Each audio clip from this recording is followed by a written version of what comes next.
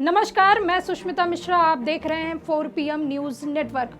उत्तर प्रदेश की मिल्कीपुर विधानसभा सीट पर उपचुनाव को लेकर योगी आदित्यनाथ ने अपनी पूरी ताकत झोंक दी है और अपने मंत्रियों की फौज को चुनाव मैदान में उतार दिया है। वहीं अब योगी की दिल्ली विधानसभा चुनाव में एंट्री हो गई है। बता दें कि दिल्ली विधानसभा चुनाव अब दिलचस्प होने के साथ साथ इसमें सियासी तपिश भी बढ़ती नजर आ रही है। आम आदमी पार्टी, बीजेपी और कांग्रेस के बीच तिकोड़िए मुकाबला माना जा रहा है। दिल्ली के रण में उत्तर प्रदेश के मुख्यमंत्री योगी आदित्यनाथ और AIMIM के प्रमुख असदुद्दीन ओवैसी उतर चुके हैं। ऐसे में सीएम योगी एक तरफ हिंदुत्व और राष्ट्रवाद पर राजनीति विषाद बिछाते नजर आएंगे, तो वहीं दूसरी तरफ असदुद्दीन ओवैसी आक्रामक मुस्लिम एजेंडा सेट करने की कवायद करने में जुट गए हैं। आपको बता दें कि प्रयागराज में लगे कुंभ में कैबिनेट बैठक और संगम में डुबकी लगाने के बाद सीएम योगी आदित्यनाथ गुरुवार से मिशन दिल्ली की कमान संभाल ली है। किराड़ी विधानसभा सीट से सीएम योगी दिल्ली में बीजेपी के लिए चुनाव प्रचार का आगाज करेंगे।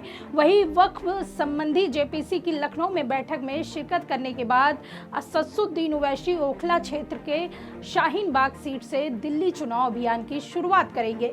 सीएम योगी आदित्यनाथ खुलकर हिंदुत्व का एजेंडा सेट करते हुए नजर आते हैं, तो वहीं असदुद्दीन ओवैसी आक्रामक तरीके से मुसलमानों से जुड़े हुए मुद्दे को उठाते हैं। इस तरह दोनों ही नेता अपने अपने तेवर और अंदाज में सियासी समीकरण सेट करते हुए नजर आएंगे। लेकिन माना जा रहा है कि दिल्ली में धार्मिक ध्रुवीकरण का सियासी खेल अब खुलकर खेला जाएगा। आपको बता दें कि दिल्ली विधानसभा चुनाव में असदुद्दीन ओवैसी ने 2 सीटों पर अपने प्रत्याशी उतारे हैं, जिसमें एक सीट ओखला और दूसरी सीट मुस्तफाबाद है। ओवैसी ने दोनों ही सीटों से जेल में बंद मुस्लिम चेहरे को चुनावी मैदान में उतारा है। मुस्तफाबाद सीट से दिल्ली दंगों के आरोपी ताहिर हुसैन को उम्मीदवार बनाया, तो वहीं ओखला सीट से सफ़ाउर रहमान को उम्मीदवार बनाया है। ओवैसी ने भले ही 2 सीटों पर प्रत्याशी उतारे हों, लेकिन दिल्ली दंगों के जख्मों को कुरेद कर जरूर हरा कर दिया है।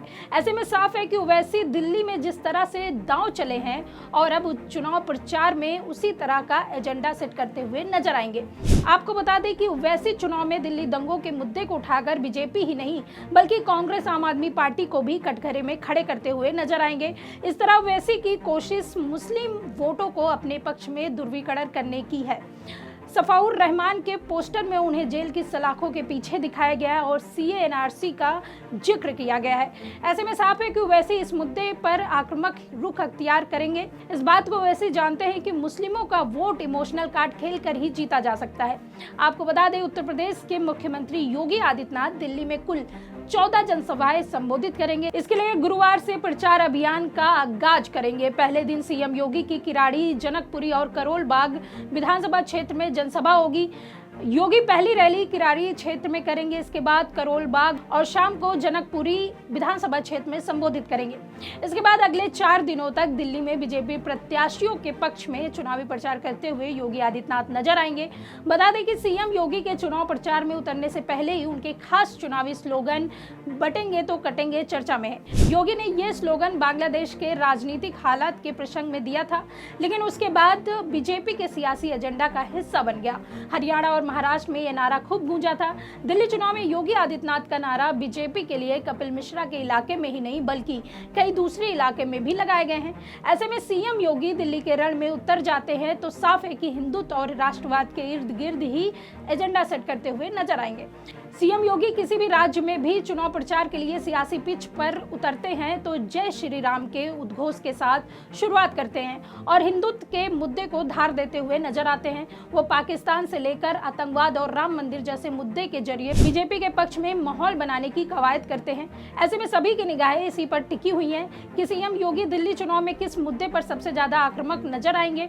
ऐसा माना जा रहा है कि योगी आदित्यनाथ चुनाव प्रचार के दौरान दिल्ली दंगों का जिक्र करने से लेकर CA NRC वाले आंदोलन तक का मुद्दा उठा सकते हैं।